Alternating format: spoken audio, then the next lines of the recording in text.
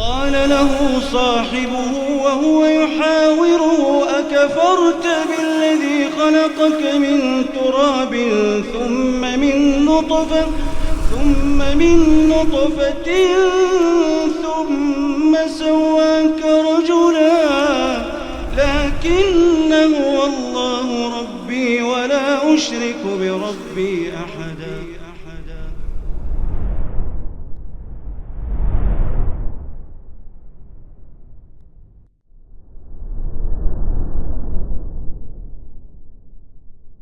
Assalamualaikum warahmatullahi wabarakatuh. Innal hamdalillah nahmaduhu wa nasta'inuhu wa nastaghfiruh wa na'udzu billahi min shururi anfusina wa sayyiati a'malina may yahdihillahu fala mudilla lahu wa may yudlil fala hadiya lahu. Asyhadu an la ilaha illallah wahdahu la syarika lahu wa asyhadu anna Muhammadan 'abduhu wa rasuluhu la nabiyya ba'dahu. Allahumma inna nas'aluka ilman nafi'a wa rizqan thayyiba wa amalan mutaqabbala. Baik, kita insyaallah melanjutkan kajian kitab Umdatul Ahkam di hadis yang agak panjang tentang salat gerhana. Hadis ini ada banyak sekali kalimatnya dan tata cara salat gerhana padanya kita pelajari. Mungkin selama ini kita hanya nyari di website, tapi kita langsung di sini mempelajari hadisnya. Bisa aja satu hadis ini kita mencukupkan, bisa aja dua hadis. Oke, dari Aisyah radhiyallahu anha, saya bacakan per kalimat sekarang langsung diterjemahin karena Mr. Agung belum datang atau tidak datang atau tidak akan datang atau tidak mau datang. Oke, insyaallah datang. Oke. An Aisyah radhiyallahu anha, dari Aisyah radhiyallahu anha, beliau berkata, "Khasafatis syamsu ala ahdi Rasulillah sallallahu alaihi wasallam." Pada masa Rasulullah SAW, matahari pernah mengalami gerhana. Faqama fa shalla Rasulullah sallallahu alaihi wasallam bin nasi fa atala al-qiyam. Lalu beliau berdiri mengimami salat bersama manusia, bersama orang-orang maksudnya, dan beliau memanjangkan al-qiyam, yaitu dirinya panjang. Wa thumma raka'a fa atala ruku', kemudian ruku' dan memanjangkan rukuknya. Thumma qama fa atala al-qiyama wa huwa dunal qiyam al-awwal.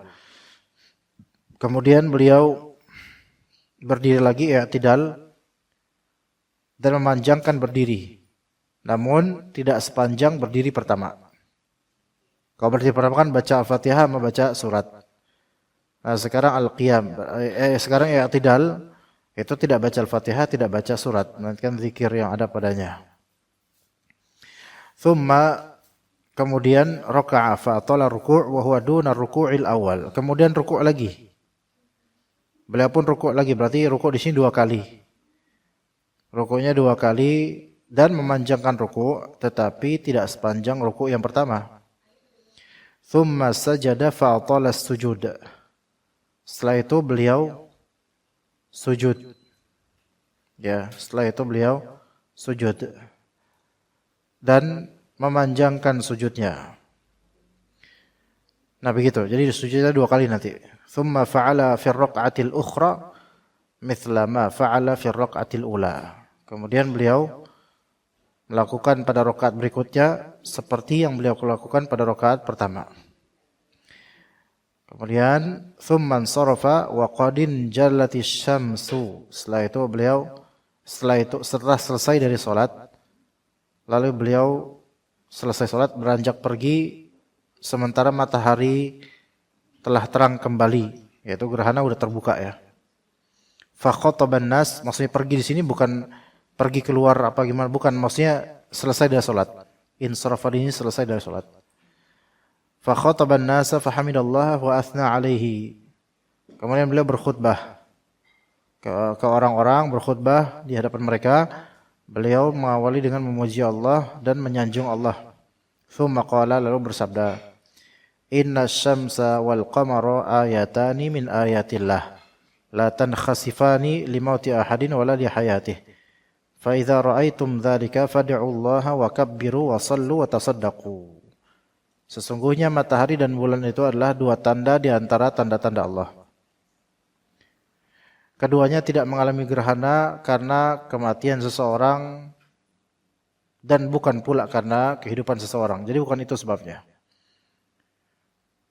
Nah, jadi ketika kalian melihat itu, maka berdoalah, 1, bertakbirlah, 2, salatlah, 3, bersedekahlah, 4. Thumma qala, berkata, ya umat Muhammad, wahai umatnya Nabi Muhammad, wallahi ma min ahadin aghyaru min Allah subhanahu wa ta'ala min an yazniya abduhu aw tazniya amatuhu. Demi Allah, tidak ada satu pihak pun yang lebih cemburu daripada Allah bila hamba laki-laki berzina atau hamba perempuannya berzina. Ya umat Muhammad, wahai umat Muhammad, wallahi law ta'lamuna ma a'lam la dhahiktum qalila wa la bakaitum katsira. Seandainya kalian mengetahui apa yang aku ketahui, niscaya kalian akan sedikit tertawa dan banyak menangis. Ya, ini cukup panjang hadisnya, kronologi tata cara salat gerhana. Jadi terjadi gerhana pada masa Rasulullah SAW. Beliau pun jadi imam sebagai contoh juga dan sebagai pembawa syariat, sehingga manusia atau orang-orang meriwayatkan dan mengikutinya. Beliau memanjangkan berdiri. Bahkan dalam sebagian riwayat disebutkan kira-kira seperti membaca surat Al-Baqarah dalam 1 kali berdiri. Itu. Ya. Kemudian ruku', panjang ruku'nya. Terus beliau bangkit. Kemudian beliau di sini setelah ruku' kan i'tidal, bangkit lagi dan membaca lagi bacaan panjang. Namun lebih ringan, bukan i'tidal sebenarnya di sini, sebenarnya baca juga ya. Baca. Masya Allah. Datang. Alhamdulillah. Waalaikumsalam. Ya, di sini bukan i'tidal, ana tadi salah. Ya, i'tidal nanti setelah ruku' kedua. Jadi beliau bangkit lagi dan membaca bacaan yang panjang. Namun lebih ringan daripada bacaan yang pertama. Lalu ruku' lagi, ruku' yang kedua dalam rakaat yang sama. Tapi lebih ringan daripada ruku' yang pertama. Lebih ringannya itu tetap panjang ruku'nya. Ya. Dan setelah itu i'tidal, lalu baru beliau sujud panjang. Lalu melakukan rakaat kedua seperti rakaat pertama. Sampai selesai itu salat dengan 4 ruku' dan 4 sujud. Selesai salat, gerhana telah terbuka kembali. Kemudian Rasulullah SAW berkhutbah tadi ke orang-orang. Dan pas hari itu terjadi wafatnya putra beliau yaitu Ibrahim. Jadi Nabi SAW punya putra namanya Nabi Ibrahim. Nabi Ibrahim lagi. Bukan Nabi. Anaknya Nabi. Yaitu namanya Ibrahim. Ya, jadi ada di antara anaknya Rasulullah SAW wafat ketika itu, anak laki-laki itu namanya Ibrahim. Ya. Nah, jadi ada beberapa orang berasumsi ini peristiwa kematian anaknya Rasul kita. Jangan-jangan gerhana ini ada korelasi dengannya, gitu loh. Oke, jadi ada asumsi sebagian orang seperti itu ketika itu. Makanya nanti ditangkis oleh Rasulullah SAW anggapan itu. Ya, jadi ada yang berasumsi gerhana matahari ini karena wafatnya putranya Nabi kita alaihissalam. Karena adanya asumsi itu kenapa? Itu kebiasaan orang jahiliyah dahulu sebenarnya. Yang mengaitkan fenomena langit dengan kematian tokoh besar atau kelahiran tokoh besar, gitu. Ya, kematian tokoh besar atau kelahiran tokoh besar. Jadi kadang orang-orang jahiliyah itu melihat fenomena gejala alam itu dikaitkan dengan metafisik atau kematian seseorang atau kelahiran seseorang yang agung, ya. Gitu. Kayak hujan turun, panas, ada yang mati. Nah, ini kan fenomena alam. Lalu dikaitkan sesuatu yang enggak nyampe gitu, enggak ada hubungannya. Ini sebenarnya cara berpikir jahiliyah dahulu. Karena enggak dapat petunjuk. Enggak ada pakem untuk mengerem, enggak ada batasannya. Rasulullah SAW menyampaikan dengan nasihatnya, ya.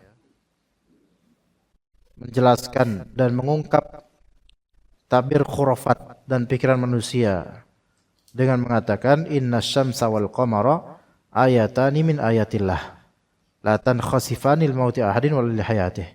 Matahari dan bulan itu dua tanda dari tanda-tanda kuasa Allah.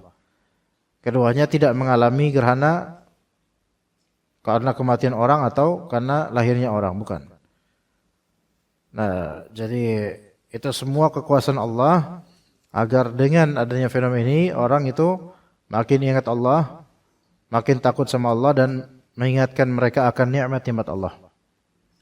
Nah, jika kita ngelihat gerhana itu berarti di sini syariatnya doa, bebas doanya apa.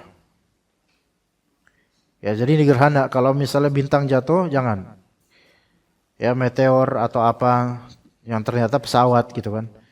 Jangan, enggak ada syariat doa ketika itu. Dan juga salat. Salatnya di sini ya maksud takbir ya, takbir dan juga salat. Salat yang dimaksud di sini salat al-khusuf atau kusuf gerhana, bukan salat duha atau bukan salat la qiyamul lail, bukan. Kemudian sedekah, bebas sedekah. Sedekah sunnah kalau ini. Jadi semua ini sunnah, doa sunnah, takbir sunnah, salat sunnah dan sedekah sunnah. Dan beliau memperingatkan tentang sebagian dosa yang menyebabkan murka Allah Azza wa Jalla dan kecemburuan Allah Ta'ala terhadapnya, yaitu masalah zinanya hamba laki-laki dan zinanya hamba perempuan.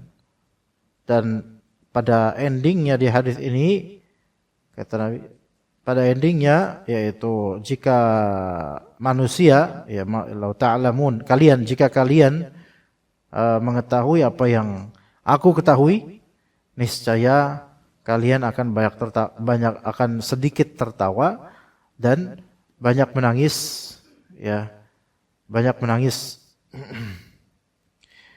Taib. Ada juga lafal di sini riwayat bahwasanya beliau melanjutkan menyempurnakan 4 ruku' dan 4 sujud, yaitu maksudnya rakaat bukan rakaat tapi 4 ruku' dan 4 sujud. Tapi ada yang di sini coba ada tambahannya enggak Pak Agung di hadis itu, di kitab di akhir hadis ada tambahan lafal lain, beliau menyempurnakan enggak tahu di kitab itu berapa ya? 4 kali ruku dan 4 kali sujud gitu kan ya. Ya. Gitu ya. Nah, jadi cuma di sini ada beberapa redaksi sebenarnya, ada beberapa redaksi yang disebutkan oleh sebagian ulama hadis ya. Bahwasanya ada di riwayat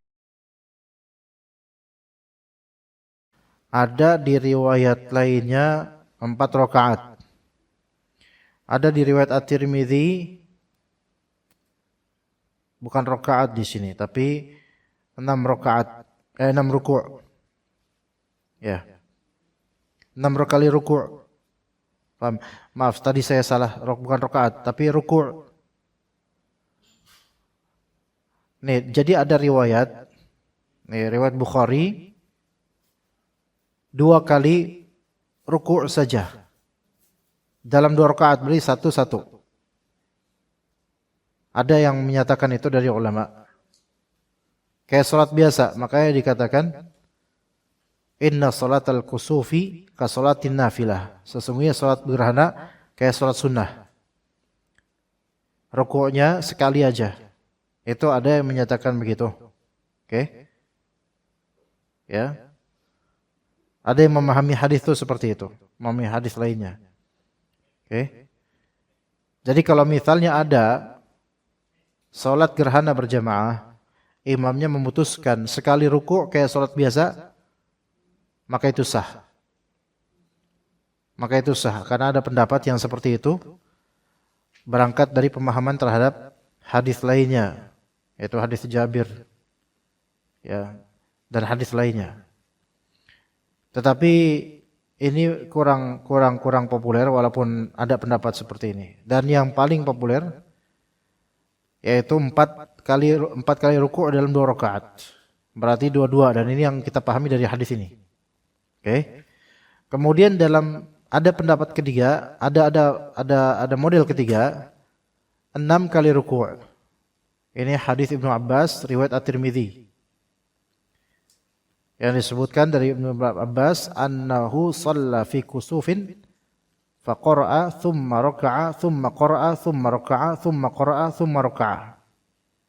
Nabi SAW berdiri, kemudian ruku', kemudian berdiri, baca lagi Al-Fatihah ayat surat, kemudian ruku', kemudian berdiri, baca Al-Fatihah dan surat, kemudian ruku'. 3 kali dalam 1 rakaat. Jadi totally 6 kali ruku'. Itu ada riwayat seperti itu ya dalam Sunan At-Tirmidzi. Kemudian ada riwayat lain dalam hadis Muslim, 8 kali ruku'. 8 kali ruku'. Oke. Jadi 1 rakaat 4 kali ruku'. Rakaat kedua 4 kali ruku'. Ini diriwayatkan oleh Imam Muslim dan Abu Dawud. Jadi hadisnya sahih. Dan paling terakhir ada pandangan yaitu 10 kali ruku'. Berarti rakaat pertama 5, rakaat kedua 5. Ini hadis Ubay bin Ka'ab, riwayat Abu Dawud, tetapi yang terakhir ini hadisnya dhaif. Oke, hadisnya dhaif. Jadi rukuknya 1-1 ada, rukuknya 2-2 ada, rukuknya 3-3 ada, rukuknya 4-4 ada. Oke, gitu. Gimana sampai sini paham enggak Ibu-ibu? Clear ya? Oke, kemudian dari semua model atau dari semua bilangan ruku' ya tadi 4 pendapat yang insyaallah valid, baik yang 1-1, 2-2, 3-3, 4-4, semua riwayat itu menunjukkan sujudnya 2-2. Sujudnya tetap 2-2. Ya. Sujudnya tetap 2-2. Dan para ulama, umumnya ulama dan ini lebih populer, mereka lebih pro kepada riwayat yang 2-2-2-2. 2 ruku', 2 sujud, 2 sujud. Ya. 2 sujud, 2 sujud gitu. Itu yang lebih populer dan insyaallah itu lebih tepat insyaallah. Kemudian ada ikhtilaf di antara ulama, perbedaan pendapat di antara ulama. Apakah salat gerhana itu khutbahnya disunahkan atau tidak? Ya, disunahkan atau tidak? Itu beda pendapat di antara ulama. 2 pendapat. Pendapat pertama. Pendapat pertama ini mazhab Hanafi, Maliki dan Hanbali. Hanafi, Maliki dan Hanbali dalam mazhab 3 mazhab ini menyatakan laisa laha khutbah. Tidak ada khutbah. Tidak ada khutbah salat kusuf, salat gerhana enggak ada khutbah. Salat aja. Kemudian pendapat kedua mazhab Syafi'i dan banyak dari ahli hadis, banyak dari pakar hadis. Mereka menyatakan disunahkan sebagaimana hadis yang kita dengar tadi. Hadis yang kita pelajari sekarang. Disunahkan karena itu perbuatan Nabi. Baik. Nah, tapi kita ambil dua-duanya. Kenapa gitu? Karena kalau dilihat di sini ya, kenapa Nabi naik mimbar terus berkhutbah gitu loh. Itu ada sebab. Kita lihat kalimat khutbahnya Nabi tadi. Ya. Sesungguhnya matahari dan bulan adalah 2 tanda kekuasaan Allah, bukan gerhana terjadi bukan karena kelahiran atau kematian seseorang. Nah, di sini mungkin kita bertanya tadi ya. Kan hadis sudah jelas. Nabi khutbah. Kenapa malah 3 mazhab loh? Hanafi, Maliki dan Hanbali bilang enggak dia ada khutbah. Lah, kan jelas hadisnya, kan gitu ya. Nah, di sini kita makanya itulah kita perlu belajar, ngaji kitab, ngaji hadis per hadis gitu, supaya paham. Kok bisa ulama sebesar ini dan banyak loh ulama, ratusan ulama nih, ribuan bahkan dari 3 mazhab bilang tidak ada khutbah salat gerhana. Dan kita ngelihat hadisnya jelas, Sahih Bukhari, Sahih Muslim ini hadis kita pelajarin. Nabi jelas-jelas habis selesai sholat gerhana langsung naik mimbar, kemudian memuji Allah dan seterusnya dan menyampaikan khutbah. Kalau mazhab Syafi'i kan bilang disunahkan, kalau ini terang benderang ya, karena lah itu yang memang tampak di hadis Nabi SAW melakukannya, makanya disunnah. Tapi apa alasan mazhab Hanafi, Maliki dan Hanbali mengatakan tidak ada khutbah setelah salat gerhana? Sok silakan. Siapa yang bisa menjawab? Ayo. Dipikir-pikir, ayo. Ada, saya kasih waktu 2,5 detik. Ayo, 1, 2,5. Assalamualaikum. Silakan Pak. Ya. Pak. Ahlan wa sahlan. Gimana kira-kira 2,5 menit saya kasih lah. Gak mungkin dong 3 mazhab yang besar ini dengan ratusan ulama atau ribuan bahkan mereka itu berpandangan tidak ada khutbah salat gerhana. Padahal ini hadis pasti sampai ke mereka. Masa ini hadis sampai ke Pulau Gebang, masa nggak sampai ke mereka? Gimana Pak? Bisa jawab nggak Pak? Belum paham ya. Ya gimana? Ayo. Pak Agung gimana Pak Agung? Call friend? For friend? Oh teman. Saya kasih clue-nya ya. Di sini bilang nggak ada khutbah. Mazhab Syafi'i bilang disunahkan khutbah. Mazhab Syafi'i kan melihat dari ya hadisnya kan jelas Rasulullah khutbah. Adapun mazhab Hanafi, Maliki dan Hambali itu paham hadis ini tahu. Tapi kan ada sebab musababnya. Kenapa Rasulullah SAW berkhutbah ketika itu? Ayo, silakan. Nah, itu clue-nya itu. Dilihat lagi, dibaca lagi tuh terjemahannya. Konten khutbahnya Rasulullah SAW.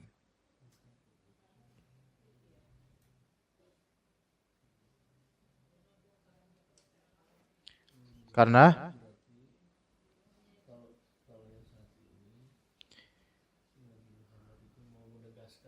mau menegaskan apa?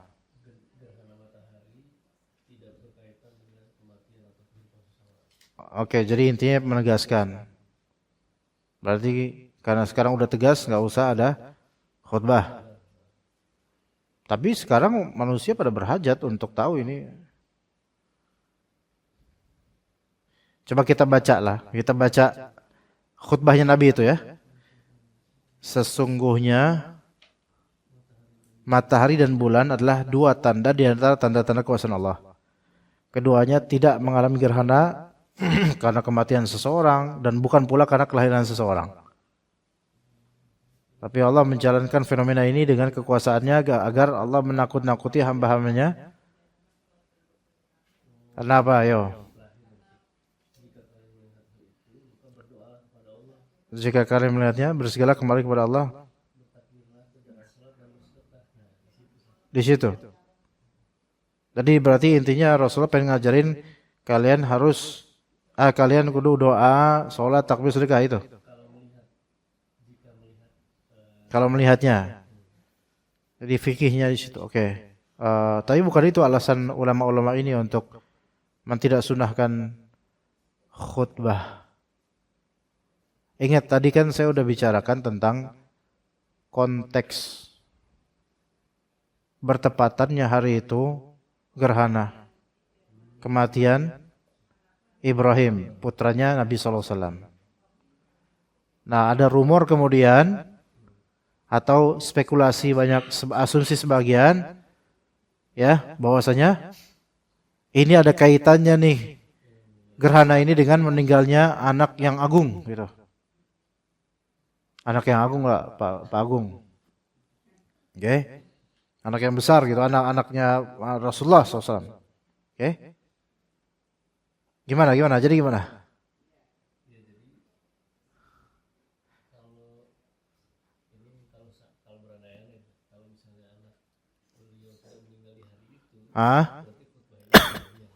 Ya, kalau tidak ada spekulasi itu dari manusia, ya enggak khutbah gitu. Nah iya kayak gitu. Pembahasannya gini. Jadi kita coba pikirkan, kita ini anggap bermadzhab Hanafi, Maliki atau Hanbali yang menyatakan khutbah nggak ada sunnahnya, nggak sunnah, bukan sunnah. Khutbah bukan sunnah ketika sholat gerhana. Madzhab Syafi'i bilang, gimana antum udah jelas-jelas gini. Nah kalau dalam madzhab Syafi'i yaitu memahami hadis udah secara zahir udah selesai gitu loh, sudah gampang aja. Tapi ini tiga madzhab besar ini, para ulama itu mereka memahami hadis, memahami khutbah ini bukan cuma dari lafalnya, tapi konteksnya terjadi rumor. Ya. Dan Nabi SAW berhajat untuk menepis rumor itu di momentum yang tepat, yaitu setelah setelah sholat gerhana di mana manusia pada ngumpul. Paham di sini? Sehingga ini hajatnya umat untuk dapat pengetahuan ini, dapat bantahan ini. Jangan di stop. Rasulullah pengen menyumbat pintu khurafat ini gitu loh. Ya makanya sebabnya Rasulullah SAW naik mimbar untuk khutbah bukan karena rangkaian ritual sholat gerhana itu ada khutbahnya, bukan.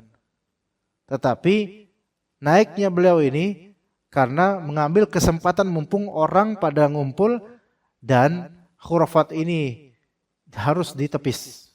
Gimana? Bisa dipahami nggak bahasa saya? Oke? Itu. Mereka memahami gitu. Sehingga bagi tiga mazhab ini rangkaian ritual zikir dan ibadah tentang gerhana itu hanya sholat ya sudah.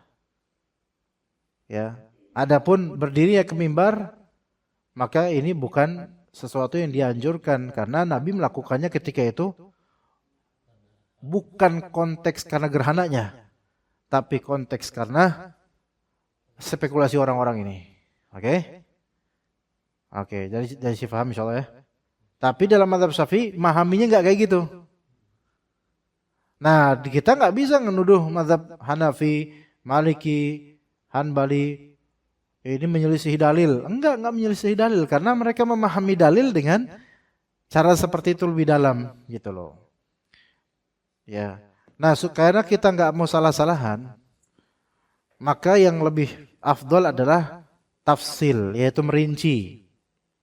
Gimana?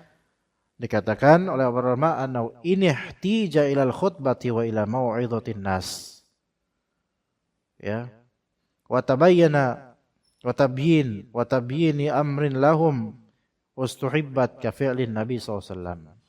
Kalau memang dibutuhkan untuk adanya khutbah dan untuk adanya mau'izah, tausiah untuk orang-orang atau menjelaskan perkara yang mungkin orang belum tahu, maka dianjurkan. Tapi kalau misalnya tidak ada hajat, maka tidak perlu, cukup sholat dan masing-masing doa aja gitu. Misalnya kita ada kepentingan untuk menjelaskan hakikat sholat ini, ya, karena banyak yang belum tahu.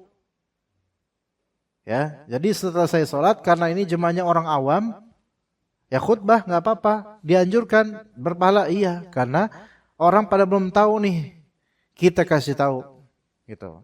Atau ketika gerhana, fenomena banyak dari kita ini, mereka selfie atau mereka merekam gerhana itu dan nggak mau sholat. Nah kita umat butuh penjelasan imam atau khotib, maka yuk sok silakan ada khutbah karena ada hajat buat umat. Atau ternyata di daerah ini misalnya di pantai selatan, wah ini gerhana, ini berarti apa gitu, dikaitkan dengan mistis.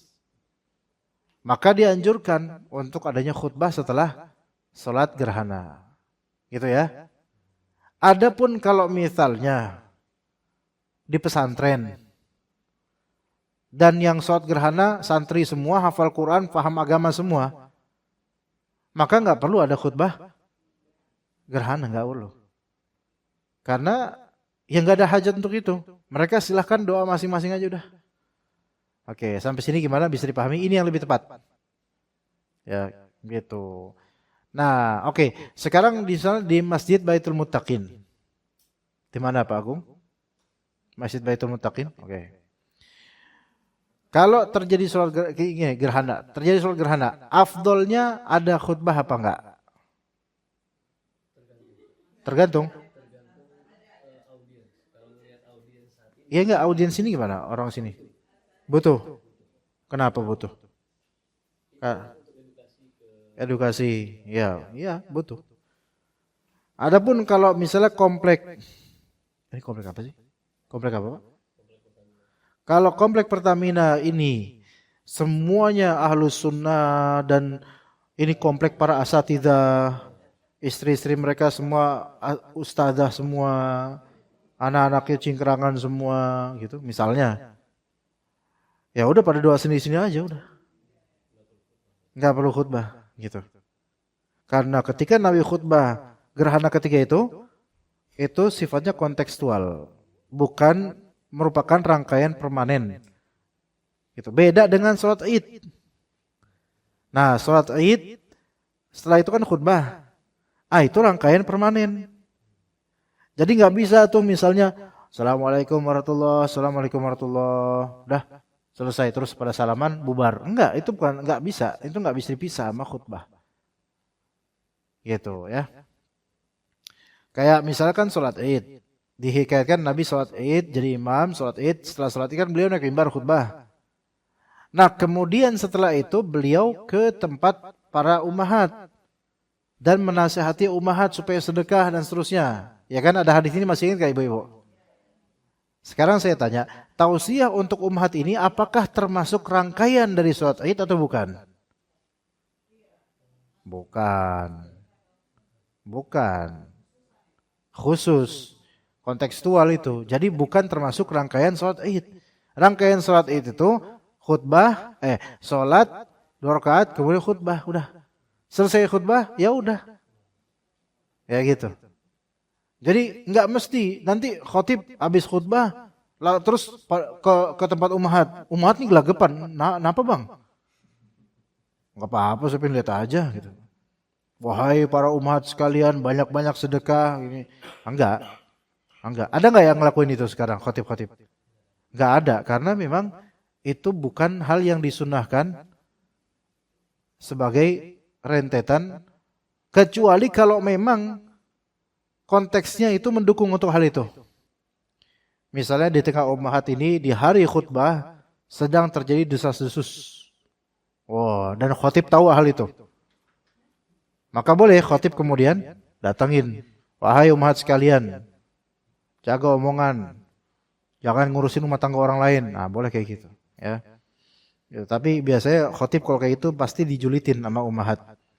Iya. Ustadz juga ngapain ngurusin kami, nanti gituin sama ummahat, ya. Oke, di antara faedah-faedah yang bisa kita ambil dari hadis ini.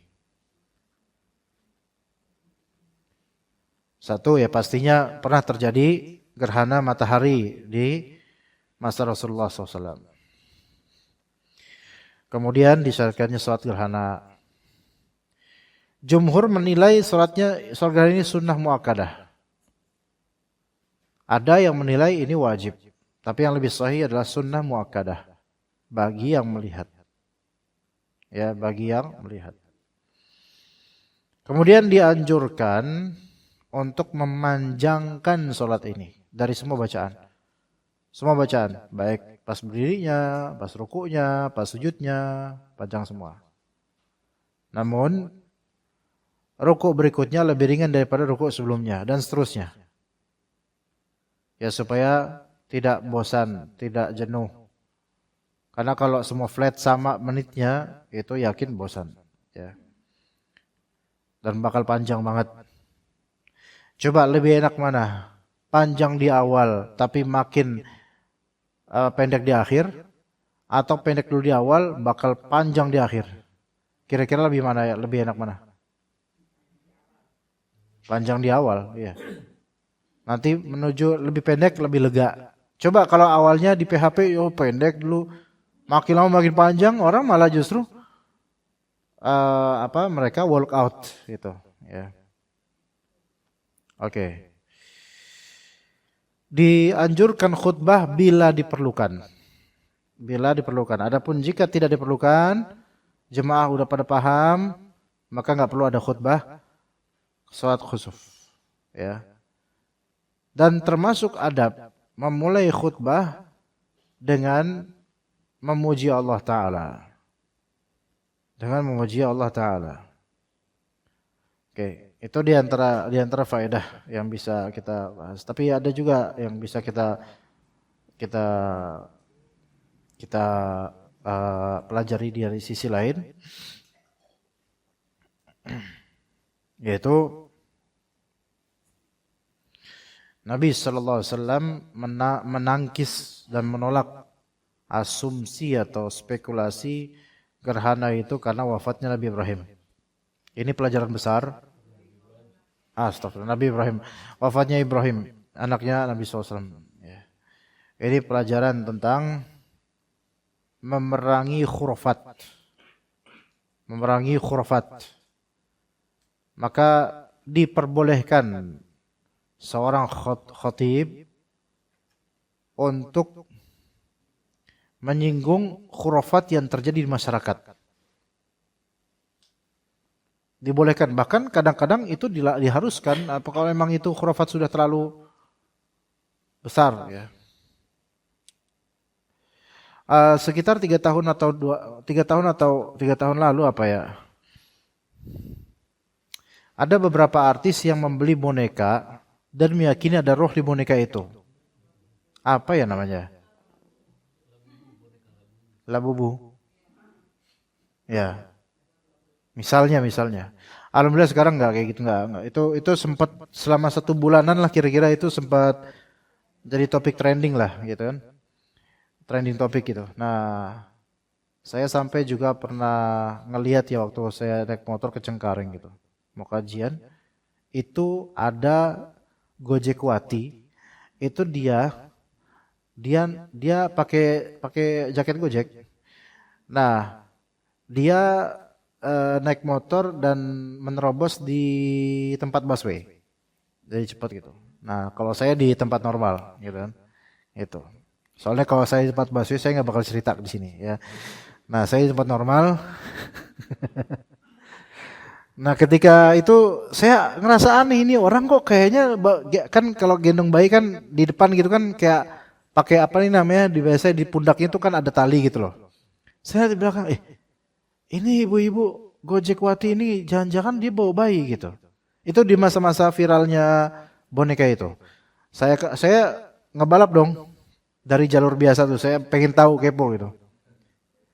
Ternyata pas saya lihat, iya dia bawa boneka bayi. Dia bawa boneka bayi. Nah, tuh. Itu kan sempat diyakini menjadi teman hidup atau ada rohnya, ada soul, ada jiwanya. Ini bisa khurafat.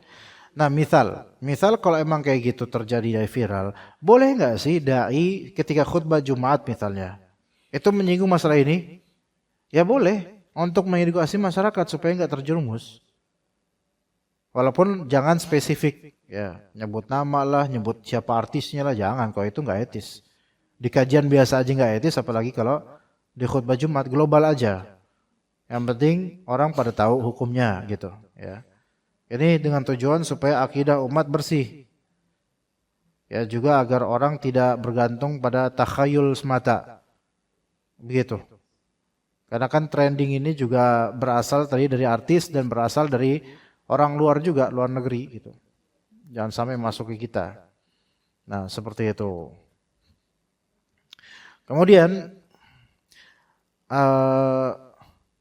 ketika terjadi gejala alam, ya, kalau zikir secara global itu boleh, tapi mengkhususkan zikir atau ritual tertentu akan terjadinya gejala alam itu butuh dalil khusus.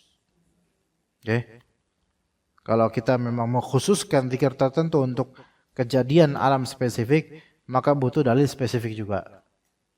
Selama tidak ada dalil spesifik, maka zikirlah dengan zikir yang normal pada umumnya yang kita bisa, yang kita mau. Tidak mengkhususkan zikir pakai ini atau itu. Gitu ya. Yang relevan aja udah gitu. Tapi jangan dikhususkan hanya zikir ini.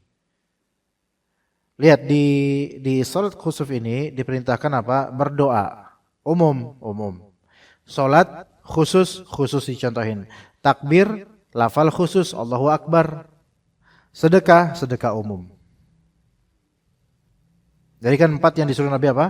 Doa, takbir, salat, sedekah. Doanya apa? Umum. Ya, doa apa aja. Silakan. Ya. Silakan. Kan global. Salat. Nah, maksud salat sini salat khusus.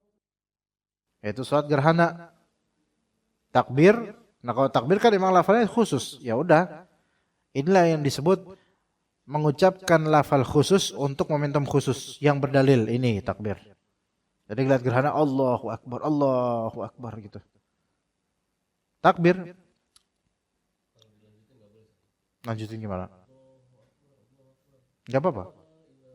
Itu takbiran lebaran itu nanti. Iya, kecuali kalau gerhananya pas lagi lebaran. Tapi kayaknya nggak mungkin. Ya, sedekah umum. Sedekah umum maksudnya, iya sedekah di momentum gerhana atau setelah salat gerhana, tetapi bentuk sedekahnya umum. Nggak mesti beras, nggak mesti uang, apapun itu sedekah. Oke, begitu ya. Oke. Kira-kira sampai sini ada soalan nggak kira-kira? Jika ada pertanyaan coba, nggak apa-apa kalau misalnya mau bertanya. Clear semua insyaallah? Oke, kita lanjut ke hadis berikutnya. Ya, berarti karena udah ada Pak Agung, maka saya akan baca Arab begini dulu, kemudian nanti Pak Agung Indonesianya insyaallah. Oke. Di sini hadis berikutnya dari Abu Musa Al-Asy'ari. Qala khasafatis syamsu ala zamani Rasulillah sallallahu alaihi wasallam faqama faza'an yakhsha an takuna as-sa'ah hatta atal masjidah faqama fa shalla bi atwali qiyamin wa ruku'in wa sujudin ma ra'aituhu yaf'aluhu fi salatin qat. Thumma qala inna hadhihi al-ayati allati yursiluha Allah ta'ala la takun li mauti ahadin wa li hayatihi walakinna Allah yursiluha yukhawwifu biha ibadah fa idza ra'aitu minha syai'an fafza'u ila dzikrillah wa du'ahi wa istighfarih. Ya. Abu Musa Al-Asy'ari radhiyallahu anhu menuturkan, pernah terjadi gerhana matahari pada zaman Rasulullah sallallahu alaihi wasallam. Nabi lantas berdiri takut karena khawatir sekiranya akan terjadi kiamat, sehingga beliau pun mendatangi masjid. Beliau berdiri mengerjakan salat dengan berdiri, ruku dan sujud yang lebih lama. Aku belum pernah melihat Nabi melakukan salat sedemikian rupa. Nabi lantas bersabda, sesungguhnya ini adalah tanda-tanda kekuasaan Allah yang ditunjukkannya. Gerhana tersebut tidaklah terjadi karena kematian atau kehidupan seseorang, akan tetapi Allah menunjukkannya untuk membuat takut hamba-hambanya. Jika kalian melihat sebagian di antara gerhana tersebut, maka bersegeralah untuk berzikir, berdoa, dan memohon ampunan kepada Allah. Ya, nah di sini kita pelajari dari hadis ini.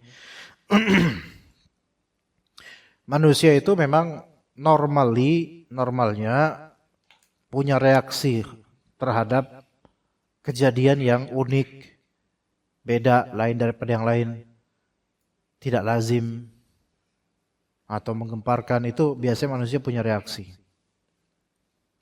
Namun kan kita seorang beriman dan kita tahu gejala ini Allah yang takdirkan. Ya. Allah Ta'ala memberi isyarat besar melalui gejala alam. Nah, Rasulullah SAW ketika melihat gejala alam seperti ini, di antara petunjuknya adalah beliau tidak meremehkan gejala ini. Dan beliau tidak sibuk berkomentar. Ini berbeda halnya dengan umumnya manusia sekarang. Dan umumnya manusia dimanapun. Ya. Kalau kita melihat di kantor berita atau berita-berita, misalnya kita lihat di YouTube atau di kantor berita, manapun berita baik cetak, tulisan ataupun video, orang rata-rata itu hanya komentar, tapi nggak ingat Allahnya. Orang hanya melihat hanya komentar, kemudian mungkin pakarnya menjelaskan secara saintifik dan secara ilmiah, tapi nggak dikaitkan dengan penciptanya, itu Allah Subhanahu Wa Taala. Berbeda dengan Nabi SAW, kita lihat itu, ya, khasafatis syamsu ala zaman Rasulullah SAW. Terjadi gerhana matahari di zaman Rasulullah SAW. Faqama, qama di sini artinya beliau bangkit bergerak. Faza'an, bergegas. Tuh. Jadi beliau nggak banyak komentar, maka beliau langsung bergegas. Dan bergegas ini menunjukkan beliau mau ibadah. Jadi bersegera ibadah ketika melihat fenomena-fenomena seperti ini. Nah, ini kita dititipkan ilmu ini buat kita. Mungkin fenomena ini besar, gerhana ya. Banjir dari musibah. Ya, atau hal-hal lain. Kadang ada fenomena alam yang rinci yang Allah perlihatkan ke kita. Tapi bagi orang banyak itu fenomena kecil, biasa aja. Kecil, biasa aja. Tapi bagi diri kita mungkin fenomena, mungkin karena kita baru tahu itu bisa terjadi. Mungkin karena ini pertama kali kita mengalaminya. Mungkin karena kita punya ilmu tentangnya, maka kita katakan fenomena ini besar. Saya kasih contoh misalnya. Mungkin ini bagi orang nggak ada artinya, tapi saya itu termasuk yang mengagumi kejadian-kejadian kecil di sebagian binatang atau tumbuhan. Kasih contoh. Saya pernah suatu ketika di Balong, di malam hari, itu di daerah desa banget, daerah Bebukitan, dan malam itu nggak ada orang lewat situ. Saya mau observasi di situ, lihat-lihat binatang-binatang di situ. Saya lihat ada ular yang cakep sekali di air. Dia lagi diam di permukaan. Jadi tubuhnya di tanah, dianya di mukanya, kepalanya di bagian air itu.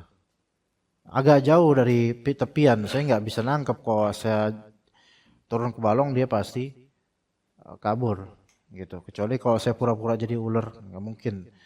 Maka kemudian saya pengen tahu reaksi dia. Dari apa? Mungkin kerikil kecil. Saya lemparin ke dekat palanya. Pluk gitu kan? Nggak kena palanya sih. Cuman sekitarnya gitu kena. Dia langsung terhentak. Bereaksi. Saya pengen tahu reaksinya itu gimana. Apakah dia kabur? Nah, dia nggak tahu kok ada saya di situ. Dia nggak tahu kok ada manusia. Ya. Maksudnya nggak ada makhluk besar yang jauh lebih besar daripada ini, nggak tahu. Nah, ketika sambitan saya itu ke situ, ya, dia bereaksi apa coba? Mulutnya itu langsung agak monyong, mirip dengan ikan. Tahu nggak ikan yang kalau kita tangkap tuh ikan apa sih yang kalau kita mulutnya kita tarik tuh dia keluar gini loh mulutnya.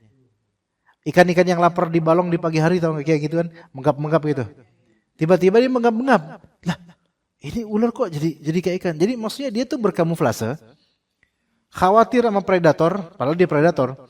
Khawatir dia dimangsa oleh predator lebih besar, maka dia pura-pura jadi ikan. Gitu. Iya. Dia nggak tahu kalau saya punya otak gitu loh. Dia nggak tahu kalau saya tuh paham dia gitu loh. Dia nggak tahu kalau itu yang mancing kayak gitu tuh saya gitu. Tapi di sini fenomena ini kecil memang.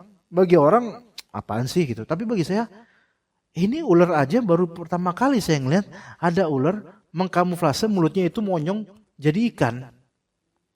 Saya cari-cari ya di internet nih ular kayak gini apa sih? Ularnya bagus. Apa? Loreng-loreng tubuhnya tapi bukan kadut belang, bukan. Ini emang perkadutannya masih ada dia tapi bukan yang kadut belang. Besoknya saya ketemu lagi sama tuh ular tapi siang-siang. Di Balong yang lain, tapi saya yakin itu dia yang tadi malam. Ya, mirip ukurannya sama. Lihat, dia ular ngeliatin saya, terus dia di pinggir balong ngeliatin saya. Terus dia ke lubang, Terus keluar mukanya dari lubang yang lain sambil ngeliatin saya. Napa lu, kata saya gitu. Nah di sini ini fenomena kecil. Kita ngeliat hal yang kecil gini. Apakah hati kita langsung ingat penciptanya gitu loh? Gitu. Itu diantaranya. Semua sering kita seperti itu. Jadi hal-hal seperti ini, angin, hujan dan seterusnya itu membuat kita itu ingat harusnya. Sebagaimana Rasulullah SAW melihat fenomena ini langsung ingat Allah Subhanahu Wa Taala. Ya, dan jangan dianggap sebagai mitos-mitos tertentu ya. Kemudian berzikir dengan zikir umum aja atau bergegas untuk melakukan amal soleh bukan karena semata-mata fenomena ini, karena mengingat Allah Subhanahu Wa Taala. Jadi tidak ada sholat khusus karena melihat ular moncongnya kayak ikan, nggak ada.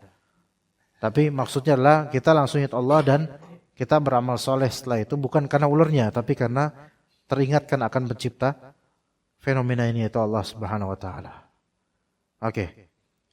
Nah, jadi orang tuh kerap kali kata ngeliat fenomena gejala alam, bahkan di Indonesia terutama nih, ya yang tradisionalis, khurufatnya banyak. Kalau ngelihat bukan gejala sesuatu yang berubah, tapi sesuatu yang permanen, seperti keindahan alam, keanehan bentuk atau rupa dari pohon tertentu, itu langsung dikaitin sama mistis. Ini Indonesia banget, terutama di Pulau Jawa. Indonesia banyak, ya kan? Kalau misalnya ada pohon, dia juntai turun gimana ya? Membentuk kayak bukan tulisan, Mbak. Jadi pohon itu kayak mau jatuh, bukan jatuh juga, tapi saking besarnya atau banyaknya daunnya sehingga memayungi gitu loh. Ya. Itu biasanya hurufatnya gimana kata orang-orang? Ini gerbang gaib gitu. Iya, ini gerbang gaib gitu. Ini nih pintunya nih di sini banyak nih. Subhanallah. Dikaitkan dengan itu. Ya. Apa tuh firman kemarin?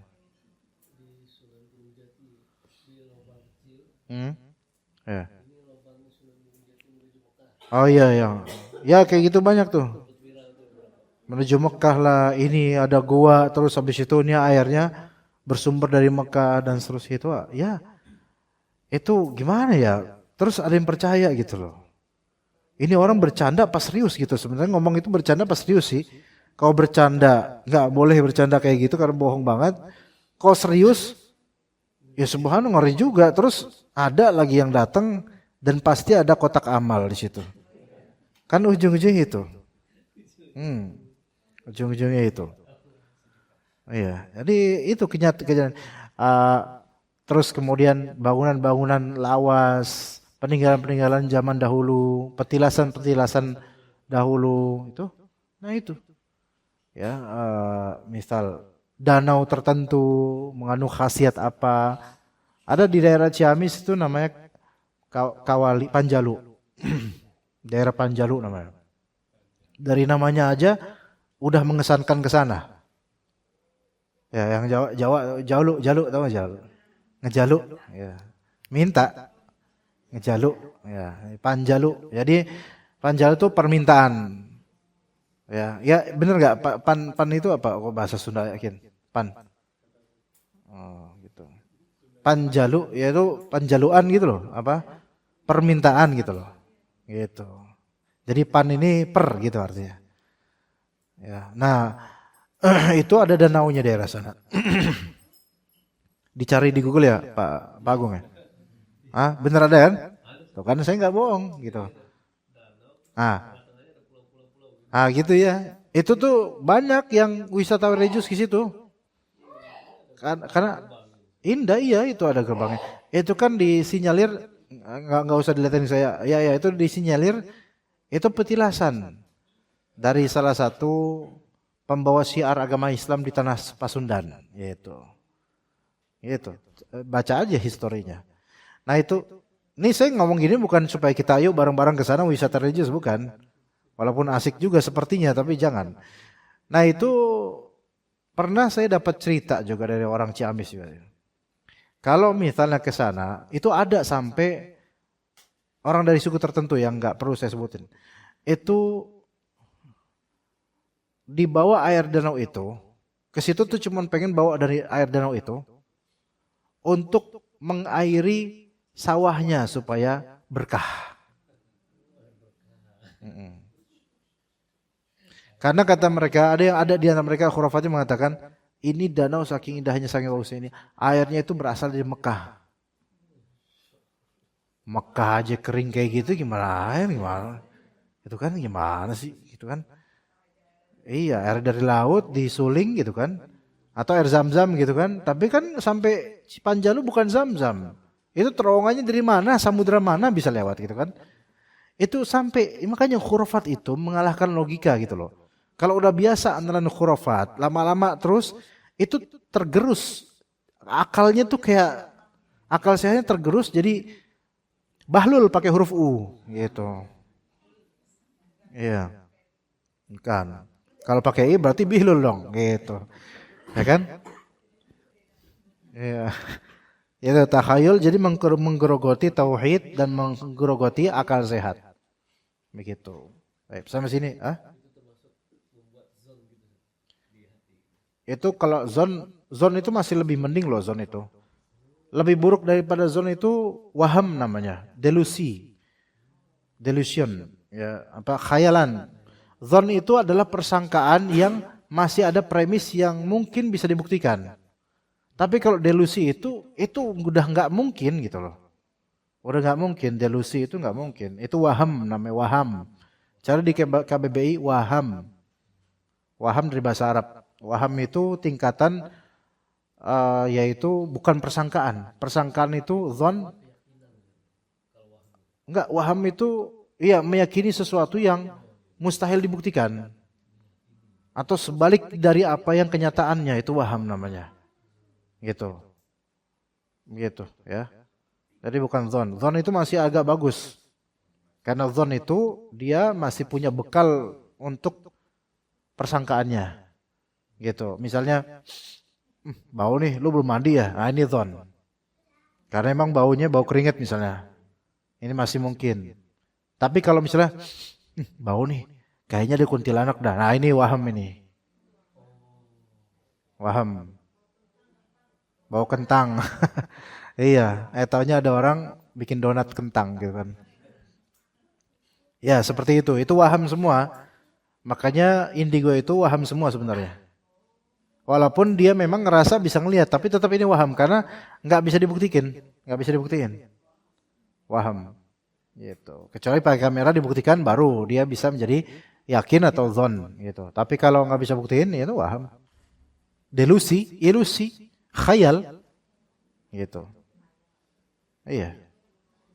Bau melati nih, gitu kan. Bau melati nih, berarti bakal, kayaknya ada kuntilanak nih. Padahal ada yang pakai parfum Al-Rehab harga 25.000. Aroma melati gitu. Ada, saya jual tuh. Iya. Lewatnya rumah kosong. Nah, kalau itu saya angkat tangan kalau itu. Yang perlu kita tanya, ngapain di situ ente? Gitu kan, ngapain di situ? Oh, lewat. Oke. Ya nggak tahu kenapa, ya nggak tahu. Wallahu alam. Ya begitu. Ada pertanyaan di sini, Pak ini? Atau enggak? Atau mau tanya?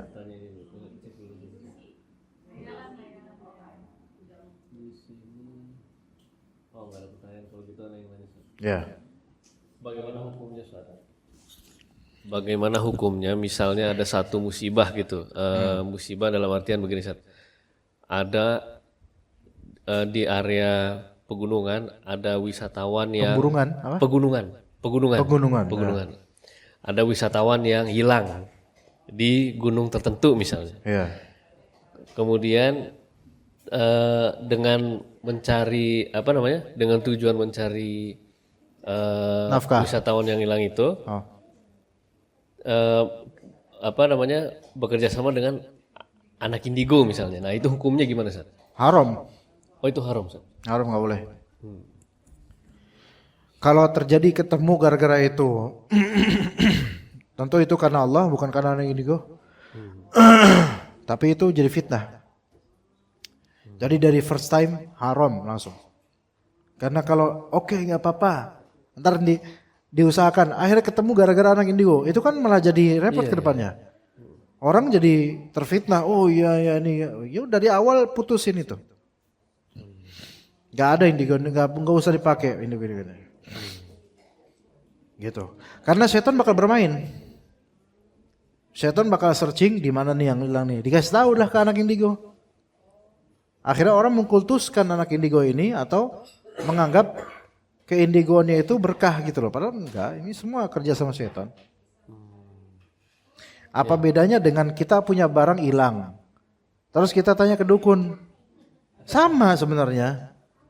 Kan dukun dapat info dari setannya. Akhirnya dia nanya sama setannya, searching di wiki seton gitu kan. Cek gitu kan. Dari di sini pas gitu, dikasih tahu, benar ternyata. Akhirnya kan dia bakal bilang, ternyata manjur nih sama dukun ini. Akhirnya dia siarkan dukun itu ke teman-temannya. Ente kok ada barang hilang sama ini gitu. Berarti kayak mirip-mirip yang celup tangan itu. Sama ponari gitu. Iya, gitu ya. Nggak boleh, tetap nggak boleh. Jatuhnya syirik. Gitu. Ibu-ibu ada pertanyaan, silakan kalau ada. Ya.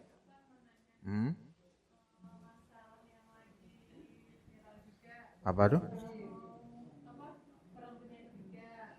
Ukraina.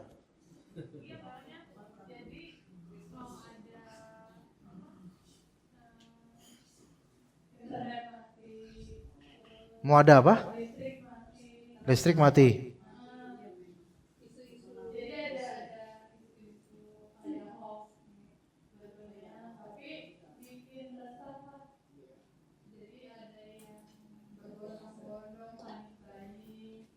Berbondong-bondong ngapain?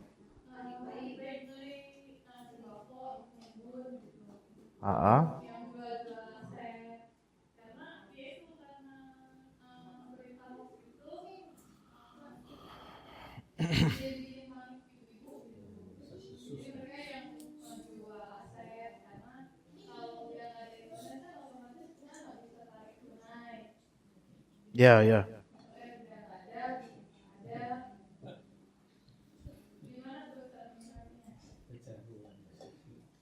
Ya nggak usah digubris sih, biarin aja Bu.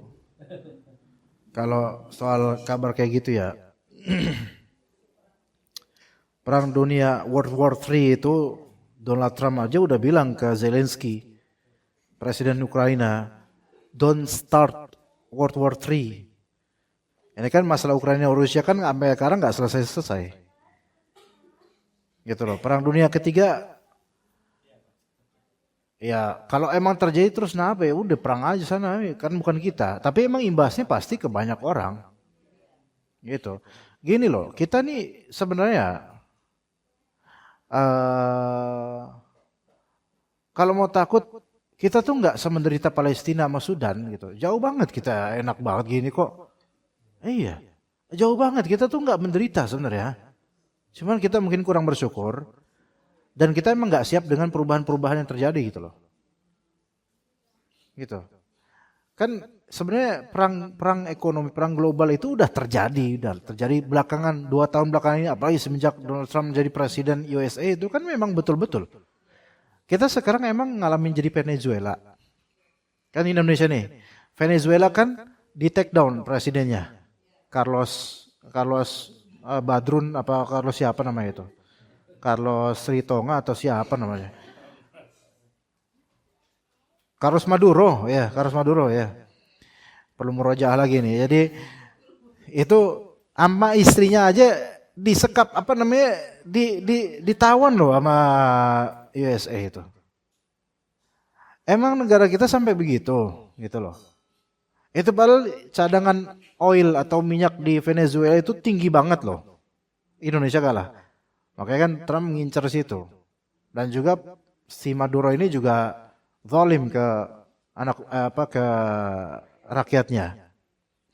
Jadi presiden kita itu masih jauh lebih alim dibandingkan Maduro. Iya. Gitu. Mendingan lah gitu. Jauh. Ala kulli hal. Mereka tersisa enggak? Enggak. Oke, sekarang yang lagi gejolak juga Iran. Melawan rakyat, melawan Khomeini namanya. Pemimpin sekarang mereka. Itu kan sampai ratusan orang dibunuh demonstran di Iran itu. Ratusan orang loh. Kita baru Gojek lindes satu aja udah Masya Allah viral. Ini 500 orang dibunuh, lebih 500 lebih. Sekarang mungkin udah nggak dibunuh. Presiden Trump main lagi tuh, ngancem lagi gitu loh. Jadi sebenarnya Indonesia itu negara aman loh dibandingkan dengan mereka yang lagi berperang. Indonesia bukan Meksiko yang di samping USA yang terkena dampak dari tarif, dari imigran legal dan seterusnya. Indonesia bukan Venezuela yang presiden ditangkap sama USA.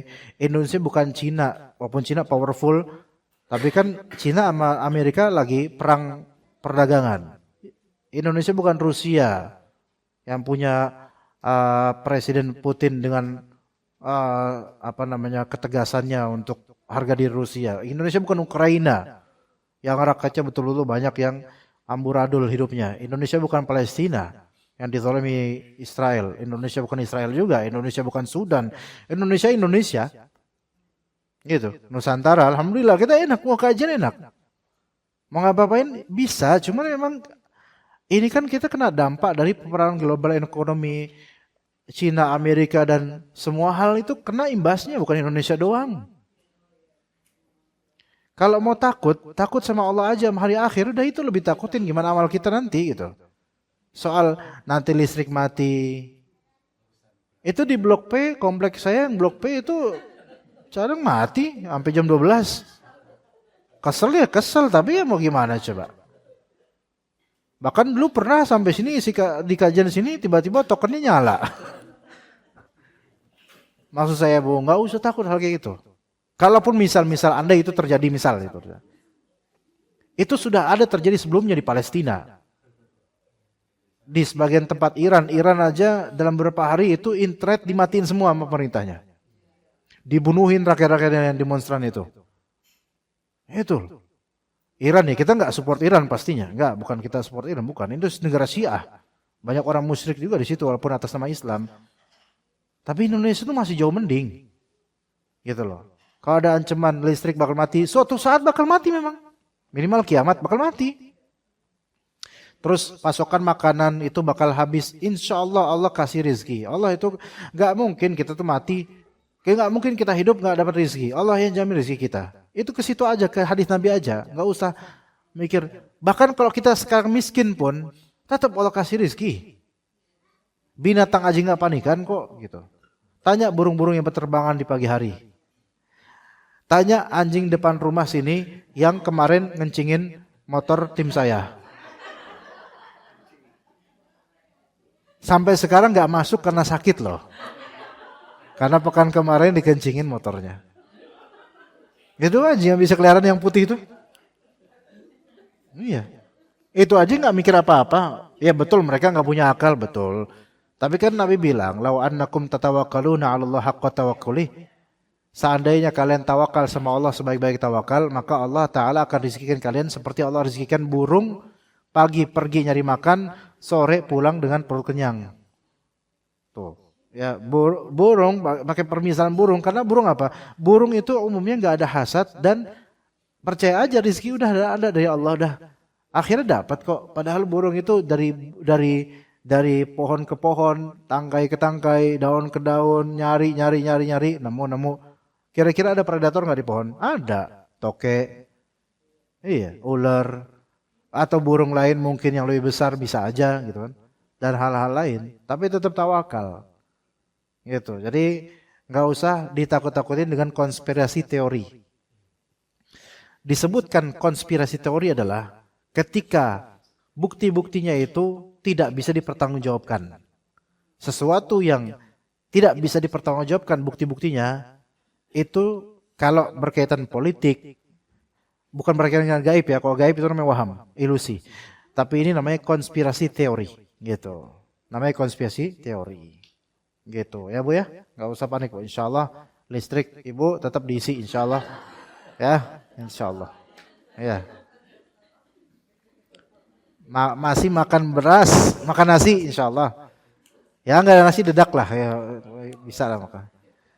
Gitu. Ya insya Allah nggak apa-apa. Bahkan habis ini mungkin ada bakso biasa ya, gitu. Nikmat kan, alhamdulillah. Ya gitu. Oke, mungkin kita cukup sampai sini. Barakallahu fikum jami'an. Wa sallallahu ala nabiyyina Muhammad wa ala alihi wa sahbihi ajma'in. Subhanakallahumma bihamdika asyhadu an la ilaha illa anta astaghfiruka wa atubu ilaik. Wassalamualaikum warahmatullahi wabarakatuh.